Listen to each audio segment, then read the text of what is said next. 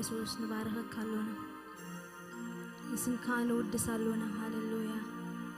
ምስጋና ዝግባእካ አምላኽ ኢኻ ንስኻ በይንኻ ብቑዕ ሃሌሉያ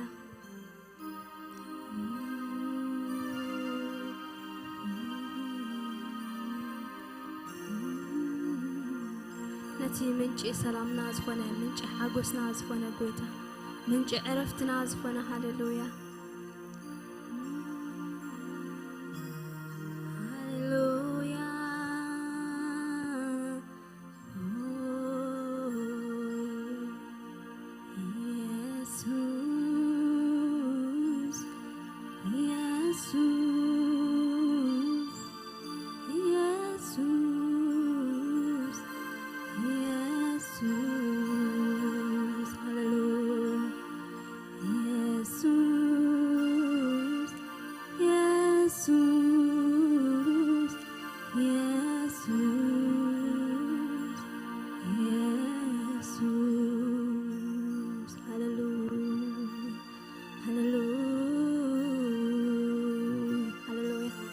ጎይታ ተዘይረድ አና ኔሩስ አቤ መሐለና ሃሌሉያ ነፍስና ሎሚ አቤ መሐለወት ሃሌሉያ ጎይታ ለመስግነካ አለና እግዚአብሔር ነትሰናይናት ካንዳራኤና ነትጽቡቅ ናት ካንዳራኤና ሃሌሉያ ክብሪ አምልኾ ውዳሴ ንዓኻ ንበካለና በይንኻ ንዓኻ ይዝግባእ ንብላለና ሃሌሉያ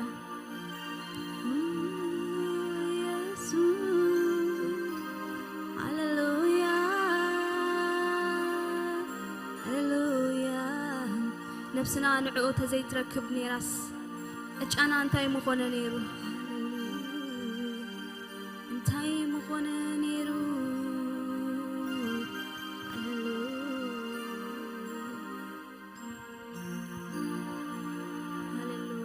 أبقى الأملاح سنتايبة نسخاتكم قدم كم نبرت إذا عالم زيا كم تي منفسو حجي أبقاتهم دقي زي مئزاز قبر زلو حلقة سلطان أير تملالسكم ببدلكم من بأبساكم من موتات زنبركم نعخاتكم هياوان قبركم يا هاللويا بكريستوس هياوان كوينا هاللويا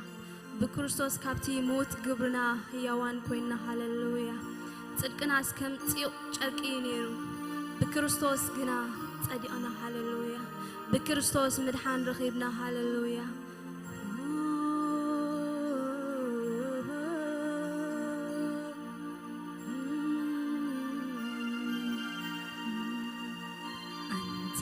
ካገኘው ጀምሮ ሕይወቴ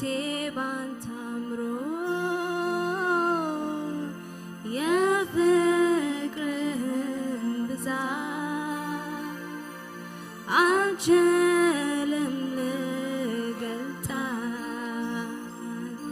የፍቅርህን ብዛት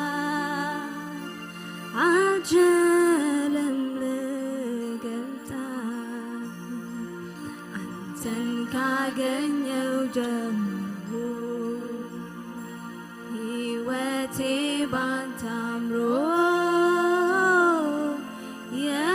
የፍቅርህን ብዛት አልችልም ልገልጣት የምሕረትህ ብዛት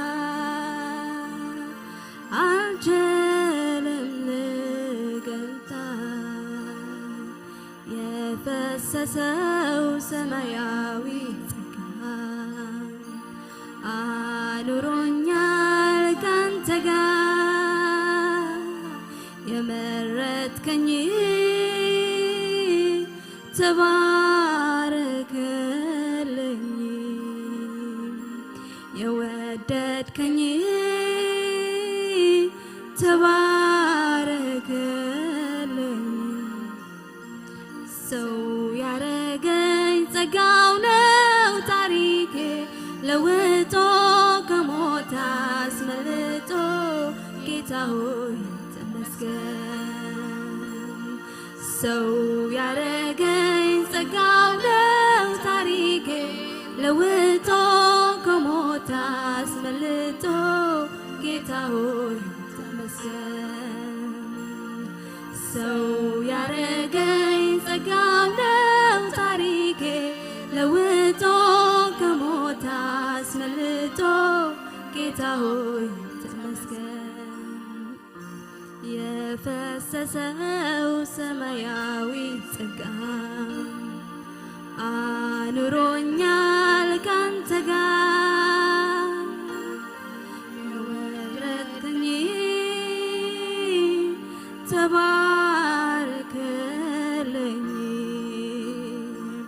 የወደድከኝ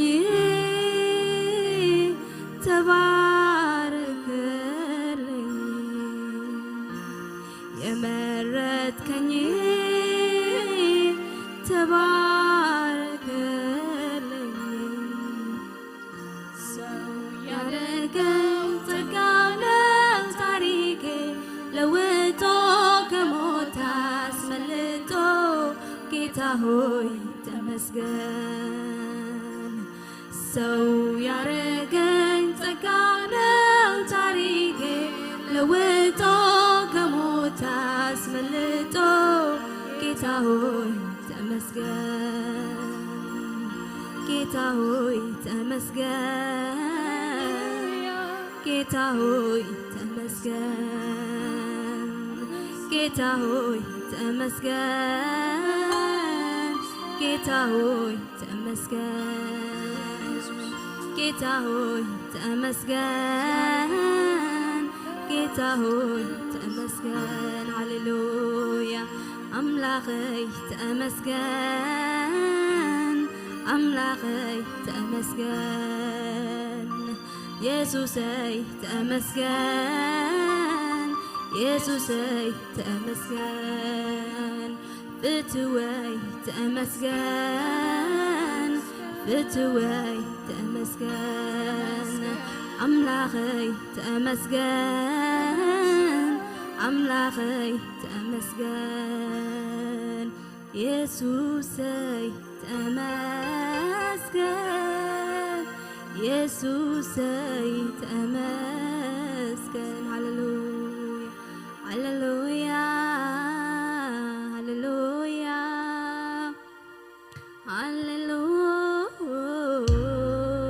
ሃሌሉያ ሃሌሉያ ሃሌሉያ ሃሌሉያ መድኃኒና ዝኾነ ጎይታ ሃሌሉያ ሎሙን የፍቅረናዮ ሃሌሉያ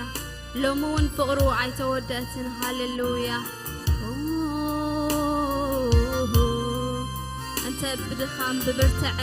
ጎይታ ግን ኣሎ ምሳና ሃሌሉያ ሃሌሉያ ሃሌሉያ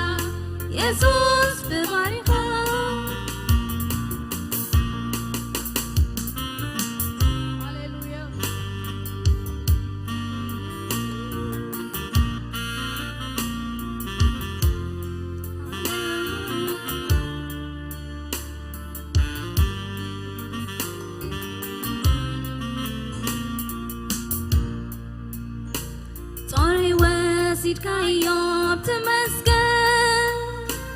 نعايزة قبة بزوح زمان صوري وسيدكايو بتمسكن نعايزة قبة بزوح زمان وتحار غوينة يسوس اللغة هيوت مستربو رغيبة بسمكة وتحار غوينة يسوس اللغة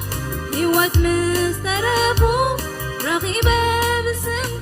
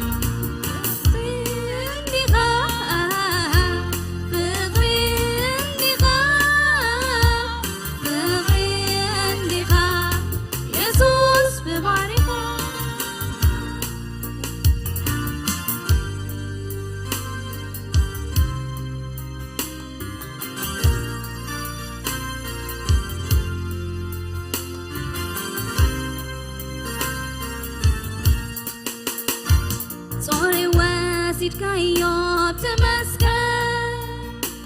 نعايزة قبة بزوح زمان صوري وسيدكايو بتمسكن نعايزة قبة بزوح زمان وتحار غوينة يسوس اللغة هيوت مستربو رغيبة بسمكة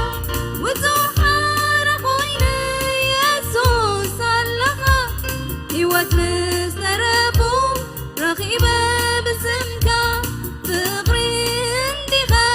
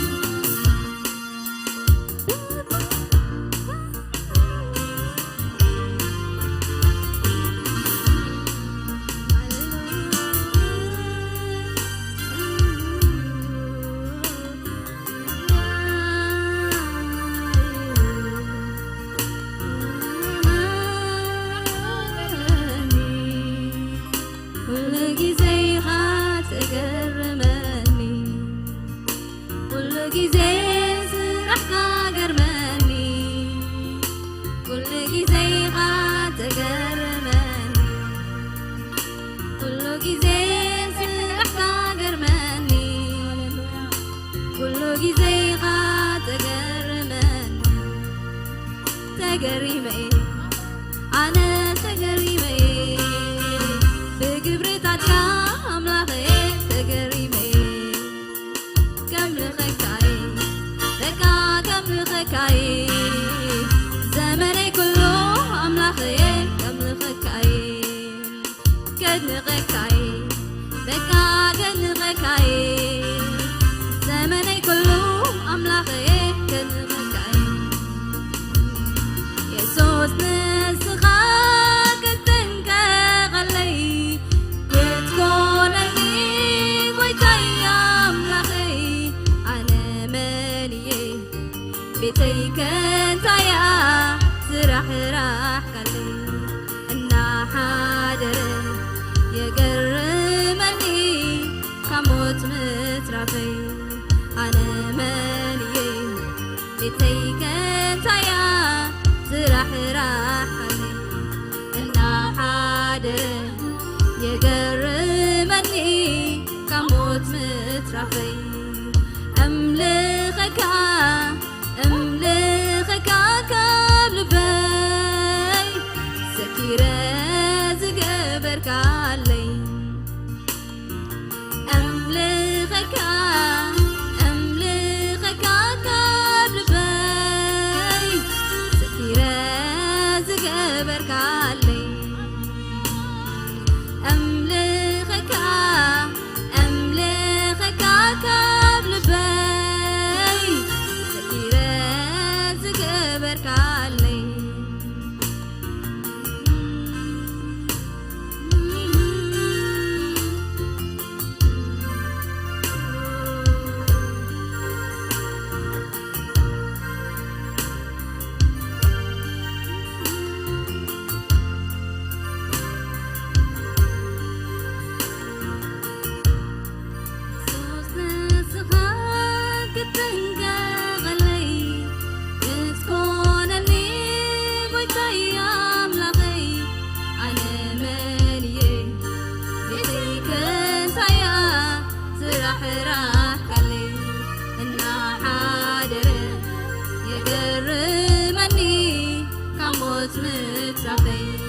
أنا مني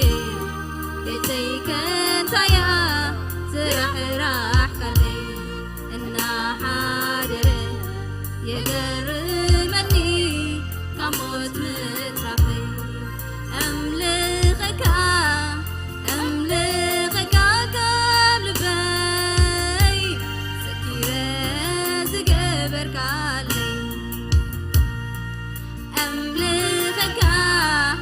أملخك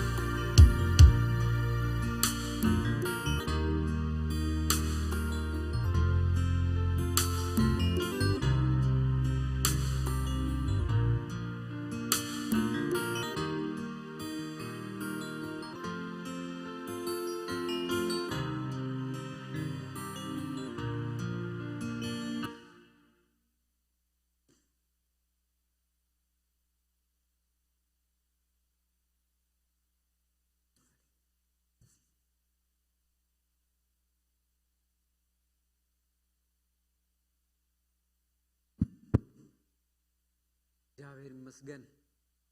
ክብርና አምላክ ይሁን ኢየሱስ ክርስቶስ ማልሉምን ዘላለም ያው እዩ ጸጋ አምላክ የገርም ጸጋ አምላክ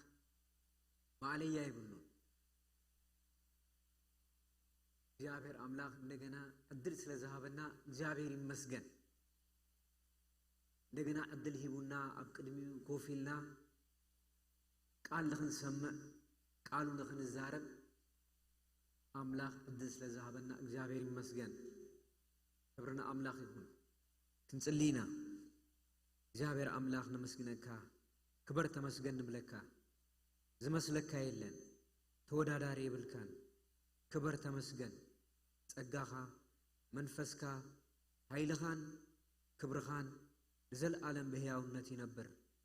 ንሕና ድማ ኣብ ትሕቲ ክብርኻ ኣብ ትሕቲ ጸጋኻ ንዘለዓለም ንኽንነብር ብወድኻ ክርስቶስ ኢየሱስ ስለዝፀዋዕኻና ተመስገን ነዚ ሕያው ቃልካ መንፈስ ቅዱስ ክትገልሃልና ንልብና ክትዛረበና ሕይወትና ክትቆጻጸሩ ጸጋኻን መንፈስካን ገዛአና ቅዱስ እግዚአብሔር ንጽልያለና ብቅድሚኻ ተሪፉ ዘሎ ምሸት ኣሕሊፍና ንህበካ ኣለና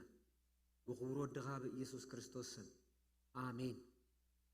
እግዚአብሔር ይመስገን ቃል አምላክ ሕያውን መስለጥን ቃል አምላክ ይሰርሕ ቃል አምላክ ሕያው እግዚአብሔር ይመስገን መጽሐፍ ቅዱስ ልሳን ሽድሽተን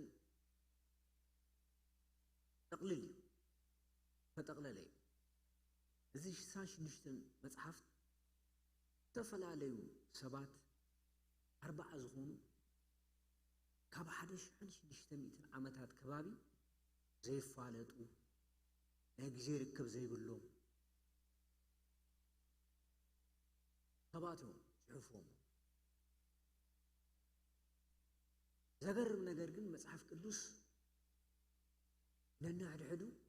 አይጋጨውን እሱ ናይ ሰብ ጥበብ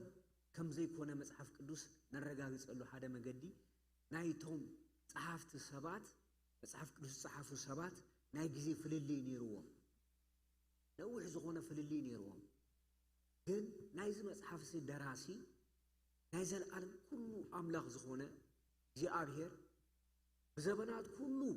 ዝነብር አልፋን ኦሜጋን ዝኾነ ጎይታ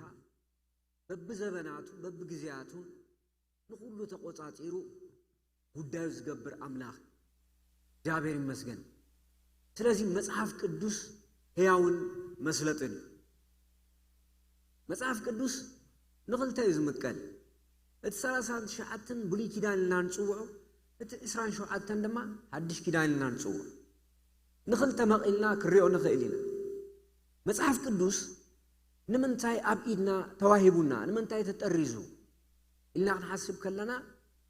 ንትምህርትና የተጻሒፉ መንፈስ አምላክ ዝነፈሶ መጽሐፍ ሁሉ ንትምህርትና ንተግሳጽ ልብና ንምቕናዕ ናብ ፍጽምና ክርስቶስ ንምዕባይ ሕይወትና ክልወጥ አምላክ እዚ መጽሐፍ እዚ ሂቡና ኣሎ እግዚአብሔር ይመስገን ክብርና አምላክ ይሁን እቶም ጸሐፍቲ ባህሎም ቋንቋኦም አተሓሳስቦኦም ንቃል አምላክ ቃል አምላክ ካብ ምዃን አየጉድሎን ንምንታይ ተትብሉ እግዚአብሔር ናይ ሰብ ልብና አእምሮን ዝቆጻጸር አምላክ እግዚአብሔር ይመስገን መንፈስ ቅዱስ ንሁሉ ተቆጻጺሩ ንሁሉ ገዚኡ ዝቅልስ አምላክ እግዚአብሔር ይመስገን ስለዚህ እግዚአብሔር አምላክ ንዘለዓለም ዝተባረከ ይሁን እቲ ፍጹም ዝኾነ ምግላጽ መጽሐፍ ቅዱስ ብዛዕባ አምላክ ይዛረብ ብዛዕባ ፍጥረት ይዛረብ ብዛዕባ ድሕነት ይዛረብ ብዛዕባ ዘለዓለም ሕይወት ይዛረብ ብዛዕባ ሞት ይዛረብ ብዛዕባ ትንሣኤ ይዛረብ ብዛዕባ ታትመጽእ ዓለም ይዛረብ ብዛዕባ ታትጠፍእ ዓለም እዚኣ ይዛረብ ስለዚህ መጽሐፍ ቅዱስ ጥቕሉል እዩ እግዚአብሔር ይመስገን መጽሐፍ ቅዱስ ካብ ዘለዓለም ንዘለዓለም ሕያውነቱ ሒዙ ኣብ ቅድመ አምላክ ዝነብር እዩ ስለዚህ ንቃል ኣምላኽ ክንሰምዖ ከለና ልብና ኸፊትና ንፈልጦ ኢና ወይ ተማሂርናዮ ኢና ብዝብል መንፈስ ዘይኮነስ እግዚአብሔር እንደገና ሎሙውን ሓድሽ ነገር ኣለዎ ሎሙውን እግዚአብሔር ንህይወተይ ክዛረበን ይኽእል እዩ እቲ ቃሉ ህያው እዩ ክፍውሰኒ ይኽእል እዩ ክጽግነኒ ይኽእል እዩ ከሳግረኒ ይኽእል እዩ እግዚአብሔር ማእሰርተይ ክፈትሕ ይኽእል እዩ እግዚአብሔር ኣርዑተይ ክሰብር ይኽእል እዩ በቃሉ ገይሩ እግዚአብሔር ከጽናናዓኒ ይኽእል እዩ ዝብል እምነት ኣብ ልብና ክነቐምጥ ኣለና እግዚአብሔር ይመስገን ቃል ኣምላኽ ልብና ኣግፊዕና ኣእምሮና ኸፊትና ተተቐቢልናዮ ኣብ ህይወትና ይሰርሕ ይፍውስ ይልውጥ ዝገርመኩም ቃል ኣምላኽ ንስጋዊ ሕማም ጥራይ ኣይኮነን ዝፍውስ ንዝሓመመ ኣተሓሳስባውን ይፍውስ እዩ እግዚአብሔር ይመስገን ንዝሓመመ ኣተሓሳስባ ይፍውስ እዩ ፈዋሲ እዩ ክብርና ኣምላኽ ይኹን ስለዚህ ሎማዓንቲ መጽሐፍ ቅዱስ ካብ ብሉይ ኪዳን ካብ መጽሐፈ ኢያሱ ኢና ንመሃር ኣብቲ ዝሓለፈ ብዛዕባ ደቀ መዝሙር ሓደ ነገር ተዘራሪብና ነርና ሎሚ ድማ ዋላ ብሉይ ኪዳን መራሒን ተመራሒን ከክልተ ኮይኖም ዝኸዱ ነይሮም ኢያሱ ናይ ሙሴ ደቀ መዝሙር ነይሩ ዘገርም ነገር ኢየሱስ ክርስቶስም ደቀ መዛሙርት ክሰደም ከሎ ከክልተ ገይሩ ይሰዲድዎ ስለዚህ ሙሴን ኢያሱን ኣብ ብሉይ ኪዳን ናይ መሪሕነት ምሳሌ ኮይኖም ንህዝበ እስራኤል ካብ ግብፂ ሒዞም ዝወፁ እዮም ሙሴ መሪሕነት ህዝቢ ኣምላኽ ሒዙ ይጓዓዝ ነይሩ ኢያሱ ወተሃደር ተዋጋኢ ኮይኑ ትእዛዝ እንዳተቐበለ ይወፅእን ይኣቱን ነይሩ ኣሮን ክህነተ ኣገልግሎቱ ይፍጽም ነይሩ እዚ መንፈሳዊ ስርዓት እዩ መን ዝመደቦ እግዚአብሔር ዝመደቦ ስርዓት እዩ ኢያሱ ኣብ መጽሐፍ ቅዱስ ካብ ዘጸአት ጀሚርና ክሪኦ ከለና ፍቃድ ኣምላኽ ክገብር ልቡ ሂቡ ህይወቱ ሂቡ ዝጓዓዝ ዝነበረ ሰብ እዩ ካብ ኣፍ ሙሴ እንዳሰምዐ ዝወፅን ዝኣቱን ዝነበረ ሰብ እዩ ኣብቲ ክብሪ ኣምላኽ ዝርከበሉ ድንኳን መጺኡ ኣብኡ ተጸጊዑ ንኣምላኽ ነገር ዝጸባበ ዝነበረ ሰብ እዩ ኢያሱ ሙሴን ኢያሱን ነዊሖም ተጓዒዞም 40 ዓመት ዝኣክሎም ተጓዒዞም ግን እግዚአብሔር ሓደ ጊዜ በቃ ነገር ክቕይር ሓሲቡ ከሰጋግር ሓሲቡ ሕጂ እግዚአብሔር ነቲ ሓድሽ ወለዶ ሒዙ ዝኣቱ መን እዩ ኢሉ ክሓስብ ከሎ ኢያሱ ዘገርም ኢያሱ እዚ ናይ ምርጫ እዩ ናይ እግዚአብሔር ምርጫ እዩ እግዚአብሔር ይመርጽ እዩ ከም ሰመጠን ክንሓስቦ ከለና ኢያሱ ወተሃደር እዩ ተዋጋኢ እዩ መራሒ ወይ ፖለቲሻን ከም ዝብሎ ማለት እዩ ኣይኮነን ጽቡቕ ገይሩ ዝዛረብ ኣይኮነን ሙሴ እውን ክሪኦ ከለና ጽቡቕ ገይሩ ዝዛረብ ሰብ ኣይነበረ ኣሮን ንታዛራቢነቱ ተጸዊዑ እኮ ክዕደም ከሎ ግን ናይ እግዚአብሔር ምርጫ እዩ ናይ ኣምላኽ ምርጫ እዩ ስለዚህ ምስግጋር ክኸውን ምስ በለ ንዓኻ ዝትከኣካ ኢያሱ እዩ ኢሉ እግዚአብሔር ተዛሪቡ። እግዚአብሔር ይመርጽ እዩ። እግዚአብሔር ድማ ናይ ሰባት ተወፋይነት ይርኢ እዩ። ኢያሱ ተወፊኡ ዝገብር ነይሩ፣ ተወፊኡ ዝሰርሕ ነይሩ። እግዚአብሔር ግን ኢልዎ ከማኻ ኮይኑ ንህዝቢ እስራኤል ነቲ ዝተፈኽሉ ተስፋ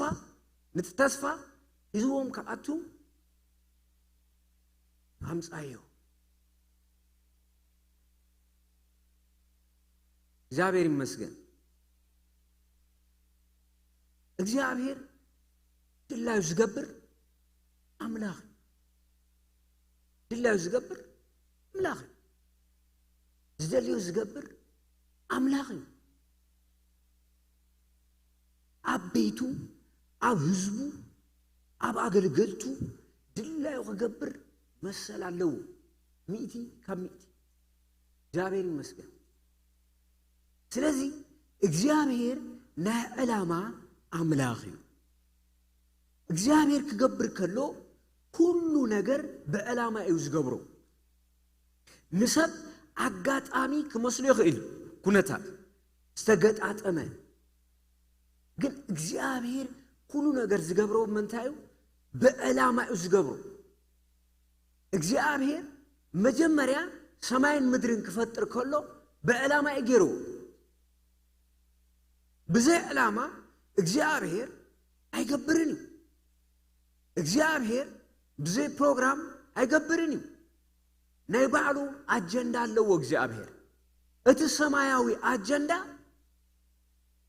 ኣብ ምድሪ ዝገብረሉ ምኽንያት እንታይ እዩ ኢልና ክንሓስብ ከለና ንደቂ ሰባት ክጠቅም፣ ንደቂ ሰባት ክጠቅም፣ ንደቂ ሰባት ክሕግዝ፣ ንደቂ ሰባት ሰናይ ክኾነሎም ብዕላማ እዩ ዝገብሮ። እግዚአብሔር ይመስገን። ዋላ ኢየሱስ ክርስቶስ ክመጽእ ከሎ ዝተዛረቦ ዘረባ እዩ። ኣብቲ ጥቕልል መጽሓፍ ከም ዝተጻሓፈ ፍቓድካ ክገብር መጻኹ። እግዚአብሔር ናይ ባዕሉ ዝኾነ ፍቓድ ኣለዎ። እቲ ፍቓዱ ድማ ኣብ ቤቱ ኣብ ባሮቱ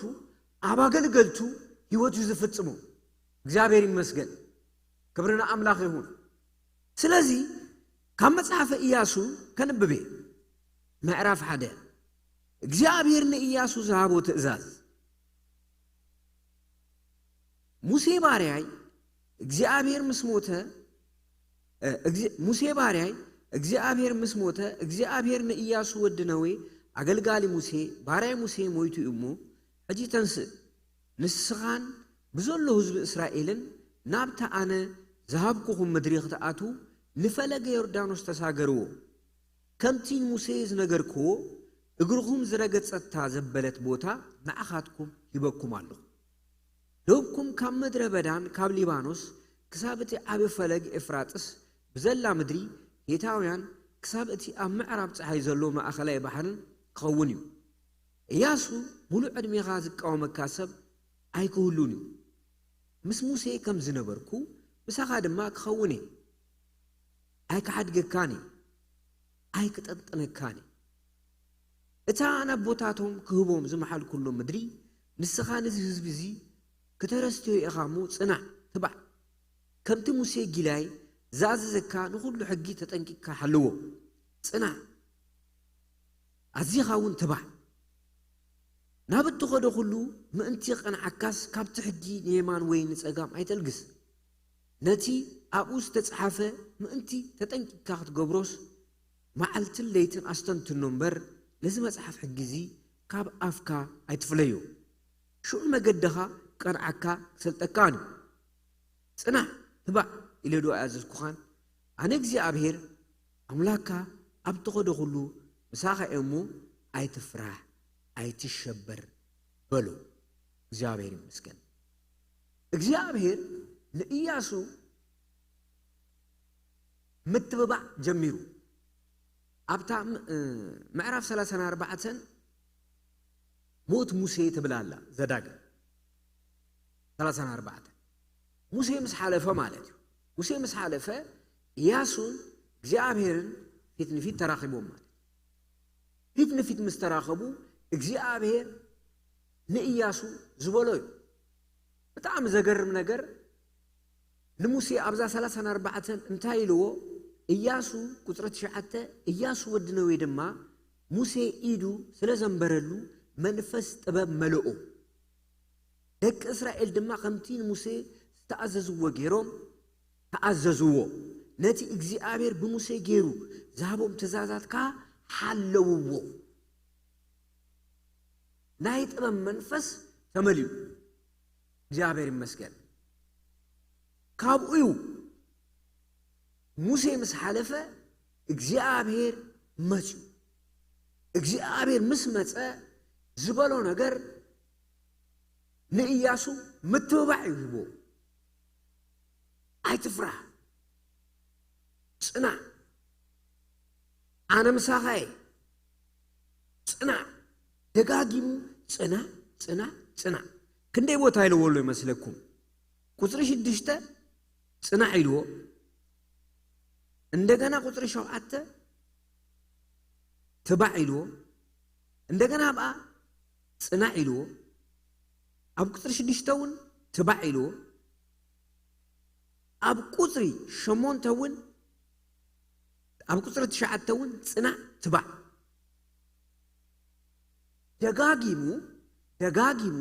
እንታይሎ ጽና ተባዕኹን እንደገና ጽኑዕኹን እግዚአብሔር ናይ ጥበብ መንፈስ አብ ቀሚጡ ሓደ እንደገና ድማ በድምጹ ትባዕ ብሎሎ ክልተ ሰለስተ ድማ ካብቲ ቃል አምላክ ካብቲ ሕጊ ንየማን ንጸጋምን አይትበል እዚ ነገራት እዚ ተሐሊኻዮ እዚ ነገራት እዚ ተሒስካዮ ዕድመ ዘመንካ ሁሉስ ዝቃወመካ የለን እቲ ናይ ብርትዕ ምስጢር እዚ እዩ እንታይ እቲ ቃል አምላክ እግዚአብሔር ይመስገን በጣም ዘገረመኩም ነገር እግዚአብሔር ለኢያሱ ሐሳቢው መንፈስ ወፍሲሱሉ እቲ ቃል ግን ጸንዕኻ ሓዙ ነቲ ቃል ግን ደጋጊምካ መርምሮ ንዑ ሒስካ ኺድ ንዚ ቃል ተሒስካዮ ክሰልጠካ እዩ ትቐንዓልካ እዩ እግዚአብሔር ይመስገን እግዚአብሔር ንቃሉ የኽብሮ እዩ በጣም ዘገርም ነገር እግዚአብሔር ብዛዕባ ናይ ጥበብ መንፈስ አይተዛረበ ብዛዕባ ቃል እቲ ህያው ዝኾነ ቃል ተዛሪቡ ነቲ ቃል ሓዙ ነቲ ቃል አጽንዕኻ ሓዙ ኢልዎ እግዚአብሔር ይመስገን ክብርና አምላክ ይኹን ስለዚህ ናይ ጽንዓት ምስጢር ናይ ትብዓት ምስጢር እንታይ እዩ ኢልና ክንሓስብ ከለና ነቲ ቃል ምስትንታን እዩ አስተንትኖ ድማ ኢልዎ አስተንትኖ ኢኻ ከተስተንትኖ ለካ ነቲ ቃል ኣብ ውሽጥኻ ኣትዩ ጽንዓት ክፈጥረልካ እዩ ኣብ ውሽጥኻ ኣትዩ ትብዓት ክፈጥረልካ እዩ ንምንታይ እቲ ተኸዶ ዘበሎ መገዲ ነዊሑ ብጣዕሚ ዘገርም ነገር ኣብ መጽሓፍ ቅዱስ ክርእ ከለና ኢያሱ ምስ 31 ነገስታት ተዋጊኦም ኣትዩ እቲ ዝኸበደ ነገር ድማ ዝነበረ ቅድሚኦም እዩ በዓል ጌልጌላ ነይሩ በዓል ኢያሪኮ ነይሩ እንደገና ኪዳን ክሕድሱ እዮም ኣብ ቅድሚኦም ብዙሕ ነገራት ነይሩ ዝግበር ስራሕ ዘገርም ነገር እዩ ዝግረዙ ሰባት ነይሮም ዝኽንሸቡ ሰባት ነይሮም ዝኽንሸብ ሰብ ውይ ክብል ይኽእል እዩ ቀሊል ኣይኮነን ስለዚ ጽናዕ ኢልዎ ንምንታይ ጽናዕ ክትጸንዕ ኣለካ ተዘይጸኒዕኻ ወለቕ ዘለቕ ተይልካ ካብቲ ቃል ዝኸውን ነገር የለን ባሕፂሩ እሱ ስለዚ እግዚአብሔር ብዕላማ ይጸውዑና ክብለኩም ደልየ በክርስቶስ ኢየሱስ ብዕላማ ተጸውዕና ኢና ብዘይ ዕላማ ኣይተጸዋዕና እግዚአብሔር አምላክ መንፈስ ቅዱስ ወሊዱና እዩ ውልነት አምላክ ተቀቢልና ኢና ሕያው ዝኾነ ቃሉ ኣብ ኢድና ሂቡና ኣሎ እግዚአብሔር ኣብ ህይወትና ዝደልዮ ነገር እንታይ እዩ ነቲ ቁኑዕ ነገር እንገብር እቲ ቁኑዕ ዝብሎ አምላክ ኣበኢና ንረኽቦ ኣብ መጽሓፍ ቅዱስ ኣየናይ እቲ አምላክ ቁኑዕ ዝብሎ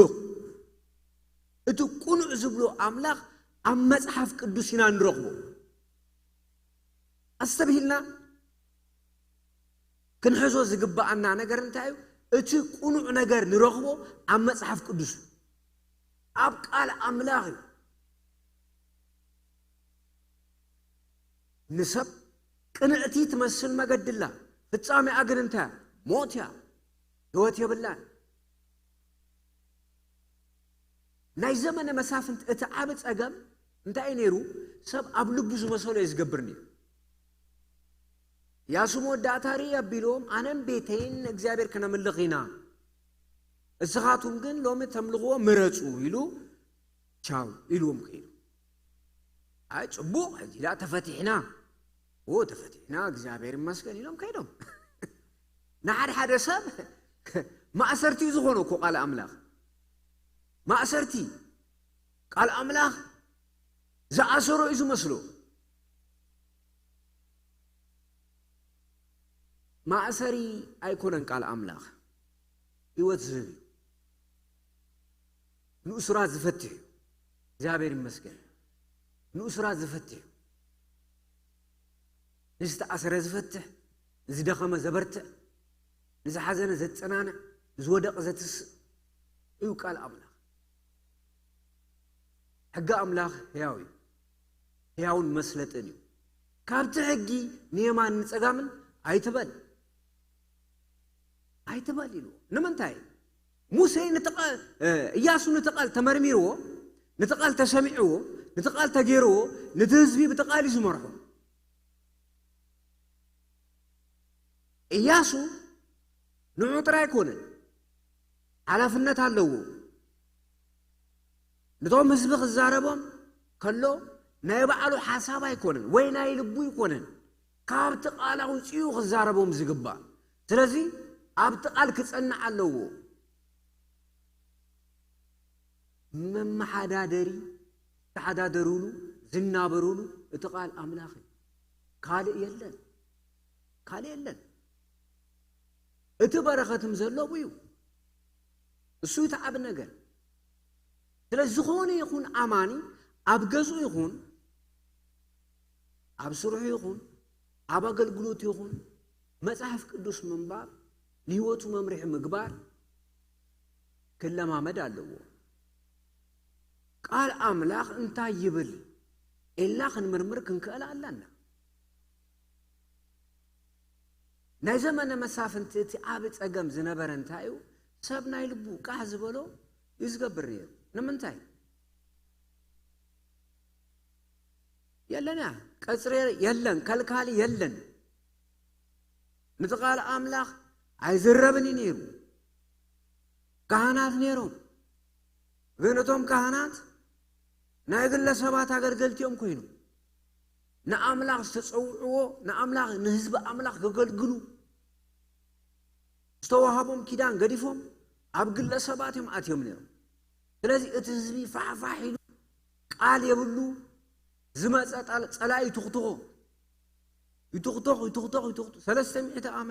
300 ዓመት ዘመነ መሳፍንት 300 ዓመት እዩ ከምዚ ክሪኦ ከለና ቀሊል ይመስለና ያሓዝኑ መሳፍንተታት ይስስኡ አምላክ በዲልና ኢና ይብሉ ሓደ መስፍን ይትስእ ሓራ ይውጾም 40-50 ዓመት ይጸንሑ ተመሊሶም ድማ ናብ ኣያቱ እዚ ማለት እንታይ ማለት እዩ ውርፁፅ ዝኾነ መሪሕነትን ምሕደራን ኣይነበሮም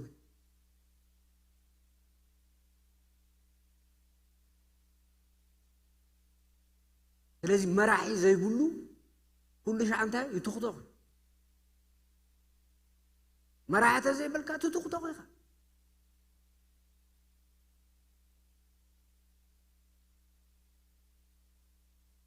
መራሕተ ሃልዩ ግን ይክበካ ንሰናይ ተዓባብረካ ዕብረትካ ደገን ዘለው የሰንብድ እግዚአብሔር ይመስገን ስለዚህ ቃል አምላክ ክንመርምሮ አለና ክሪኦ አለና ሰረትና ቃል አምላክ أنا أبي وتي زكاوم ونجر حدا أب أدمي زمن ولا بوليتيشان يكونوا مراحتي ولا أنا بيت كريستيان مراحتي يكونوا ديكتاتورات يكونوا قل مراحي محلاو نفسه هذا تسبق نجري هذا تسبق نجري ولا سنة نجر هالو مراحي محلاو نفسه هذا blessing እግዚአብሔር ይመስገን ስለዚህ አቤትና ይሁን አብ ህብረትና ይሁን ዘለና ህብረትን መሪህነትን አጠናክርና ክንከይድ አለና እግዚአብሔር ይመስገን ስለዚህ መራሒ ዘይብላ ንህቢ ትርጉም ይብላ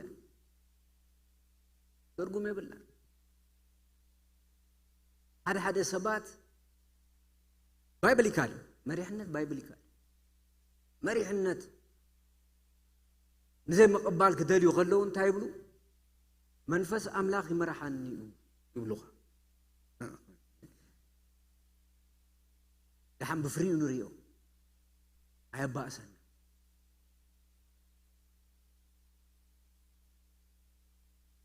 إياسو كاموس هي يتماهي اتمنفس أملاك قبل علي موداقو أمرق تايوني مودات كاموس هي يتماهي مريحنت يقدعي هذا سبات تقول حيخ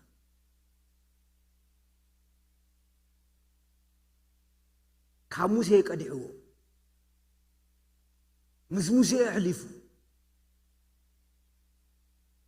ስለዚህ ኢፌክቲቭ ዝኾነ ሊደርሺፕ ተሪቱ ማለት እግዚአብሔር ይመስገን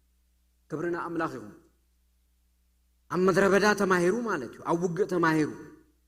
ኣብ ጸገማ ፈታተሓ ተማሂሩ መቸም ህዝብ እስራኤል ክትፈልጥዎ ይኹን ኣይነግረኩምን እቲ ኩሉ ፕሮሰስ ሓሊፉ እዩ ፕሮሰስ እዩ መሪሕነት ማለት ፕሮሰስ እግዚአብሔር نحاده علامه نحاده ጉዳይ ንሰባት ውዑ ፕሮሰስ ድማ ናብ ብቕዓት ይዓብዩ እግዚአብሔር ይመስገን ክብርና አምላክ ይሁን ኢየሱስ ክርስቶስ ተማልሎ ምን ዘላለም ሕያው እዩ ስለዚህ እግዚአብሔር ዓላማ አለው ኣብ ህይወትኩም ዓላማ አለው ኣብ ህይወትና ዓላማ አለው ኣብ ቤትና ዓላማ አለው ኣብ ስራህና ዓላማ አለው ኣብ ማህበርና ዓላማ አለው እግዚአብሔር ይመስገን ስለዚህ እትዘለና አጥቢቅና ክንሕዞለና እተኸንዓርዮ ዝግባአና ድማ ክንዓርዮ ኢና ንዑ ዓሪና ድማ ንቅድሚት ክንከይድ ኢና እግዚአብሔር ይመስገን ክብርና አምላክ ይሁን እግዚአብሔር ዓላማው አይቀይርም ያሱ ጥና በርተ تبع يتباهي لما انت يتبع تباهي هب قدميو كتبع ويكتبع زي قبرو نغرات هالو مالك سمعوا يهلو حزب اسرائيل نياسو انت يلو موداتا እግዚአብሔር ምስ ሙሴ ከም ዝነበረ ምሳኻ ተቆይኑስ ክንግዛአልካ ኢና ኢሉ ምስ ሙሴ ከም ዝነበረ እግዚአብሔር ምሳኻ ተቆይኑስ ስቂልና ክንከይዲና አምላክ ናብቲ ዝመደበ ቦታ አብጻሐናዩ ማለቱም እግዚአብሔር ይመስገን እግዚአብሔር ንነፍስ ወከፍና ዝመደበልና ነገር አለ እግዚአብሔር ከማህበር ዝመደበልና ነገር አለ ከማሃገር ዝመደበልና ነገር አለ ስለዚህ እግዚአብሔር ሎ መዝዛረበና ዘሎ ክንጸንዕን ክንተበዕን ንቃሉ ክንምርምሮ ክንፈልጦ ኣብ ህይወትና ክንሕድሮ ክንምራሐሉ ናይ ጽንዓት መሰረት እሱ እቲ ቃል እግዚአብሔር ይመስገን እሱ ናይ ጽንዓት መሰረት ዋላ ኢየሱስ ክርስቶስ ከመላለስ ከሎ ምድሪ ካብ መዛሙርትን ካብ ነቢያትን እንዳጠቀሰ እንዳተዛረበ የምህር ነይሩ ይዛረብ ነይሩ በቁልዕነቱ ናብ ቤተ መቅደስ ከይዱ ቃል አምላክ ይዘራረብ ነይሩ እግዚአብሔር ይመስገን ቃል አምላክ ብዛዕባ አምላክ ይዝዛረብ ብዛዕባ ህይወት ይዝዛረብ ብዛዕባ ፍቅሪ ይዝዛረብ ብዛዕባ ሰላም ይዝዛረብ እዚ ቃል አምላክ ክንምርምሮ ኣብ ቤትና ኣብ ህይወትና አጽንዕና ክንሕዞ ፍቃድ አምላክ እግዚአብሔር ይመስገን ስለዚህ ቃሉ ኣብ ህይወትና ሕያው ኮይኑ ክነብር ደጊምና ደጋጊምና ክንምርምሮ ይግባእ እግዚአብሔር ይመስገን እታ ነቦታትኩም ከበባ ዝመሓል ኩሎም ምድሪ ንስኻ ንዝህዝቢ እዚ ከተረስተየኻሙ ጽናዕ ትባዕ ከምቲ ሙሴ ጊላይ ዛዘዘካ ንኩሉ ሕጊ ተጠንቂካ ሓልዎ ጽናዕ አዚኻውን ትባዕ ናብ እትኸዶ ኩሉ ምእንቲ ቀንዓካስ ካብቲ ሕጊ ንየማን ወይ ንጸጋም ኣይተልግስ ነቲ ኣብኡ ዝተጻሕፈ ምእንቲ ተጠንቂካ ክትገብሮስ መዓልትን ለይትን ኣስተንትኖ እምበር ነዚ መጽሓፍ ሕጊ እዚ ካብ ኣፍካ ኣይትፍለዮ ሽዑ መገደኻ ክቐንዓካ ክሰልጠካን ጽናዕ ትባዕ ኢለዶ ኣዘዝኩኻን አነ እግዚአብሔር አምላካ ኣብ እትኸዶ ሁሉ ምሳኻ እሞ ኣይትፍራሕ ኣይትሸበር በሉ ኣብ እትኸዶ ሁሉ ዘበለስ አነ መስመኔ ምሳኻ ንተቃል ተመርሚርካዩ ንተቃል ተሒስካዩ ኣብ እትኸዶ ዘበሉ አነ አምላካ እግዚአብሔር ኣብ እትኸዶ ዘበለ ሁሉ ምሳኻ ኣይትፍራሕ ኣይትሸበር ኣይትሰንብድ ኣይትፍራሕዩ ኣይትሸበር አነ ምሳኻ ብጣዕሚ የደንቅዩ እግዚአብሔር አነ ምሳኻ ኢሉ ክዛረብ ከሎስ ሰማይን ምድርን ዝፈጠረ አምላክ ናይ ፍጥረት ኩሉ ተቆጻጻሪ የደንቅዩ ብጣዕሚ አነ ምሳኻ አነ ብጎንኻ ክብሎ ከሎ እስኪ ሕሰቡ እግዚአብሔር እትናይ መወዳእታ ክዛረብ ከሎ ዝዛረቡ አነ ምሳኻ ከምዚ ኢሎም ዋላኒ ኤርምያስ ከምኡ ተዛሪቡ አነ ምሳኻ ከምኡ ተዛሪቡ አነ ምሳኻ ክዋግኡኻዮም ግን ኣይስዕሩኻን ኣይትሰዓርን ኢኻ አነ ምሳኻ ኢልዎ ከድሕነካስ አነ ምሳኻ ከውፅዓካስ አነ ምሳኻ አምላክ ምሳና ተኾይኑ መን ቃወመና አምላክ ምሳና ተኾይኑ መን ይስዕረና ነገስታት ኣይስዕሩን እዮም እዚ እቲ ምስጢር እግዚአብሔር ምስ ኤርምያስ ስለዝነበረ ኤርምያስ ኣይሞተን ኣብ ጉድጓድ ተደርቤ ኣይሞተን ምስ መን ነይሩ እግዚአብሔር ምስ ኤርምያስ ነይሩ ምስ ኤርምያስ ስለዝነበረ هيوتو كتنكفوا أيكالون እግዚአብሔር ምስ ኤርምያስ ነይሩ የጥሚዎ ነይሩ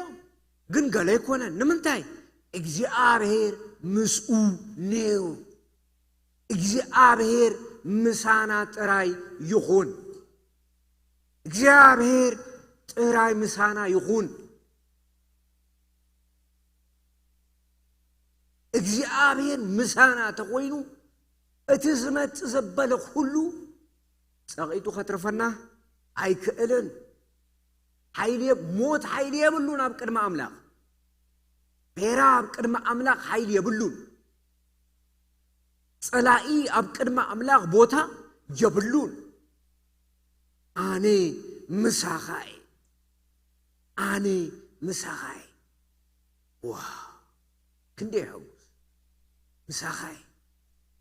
ኣይትፍራሕ ኣይትሸበር ኣይትሰንብድ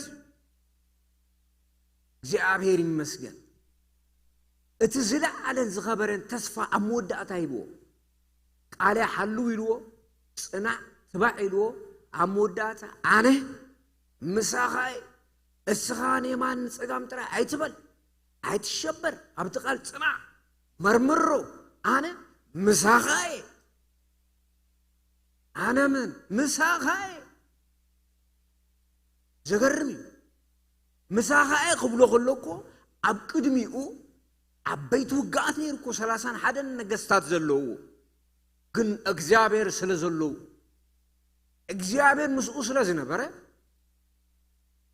ተሓሊ ነይሩ እግዚአብሔር ይመስገን ሓለዋ ኣምላኽ ብዙሪኡ ነይሩ ክብርና ኣምላኽ እግዚአብሔር እኮ ምሳና ኸውን ከሎ ብምልኣት ከባቢ ሁሉ እኮ በኽብሩ ይዝምላ እቲ ዙርያ በኽብሩ እኮ ይዝምላ እቲ ናይ ኤልሳ ጊላይ ዝነበረ ሶርያውያን መጺኦም ከቢቦምና ጎይታይ ጠፊኢና ኢልዎ ንጉሆት ብቓል ተዛሪቦ ምሳታቶም ካብ ዘሎስ ምሳና ዘሎ ይበልጽ ኢልዎ ግን ናይ ኤልሳ ጊላይ ተሸቢሩ ኣይተረጋገን ሰረገላታት ሪኡ ወተሃደራት ሪኡ ኣይተረጋግ ተኸቢብና ኢና ጠፋእና ኢሉ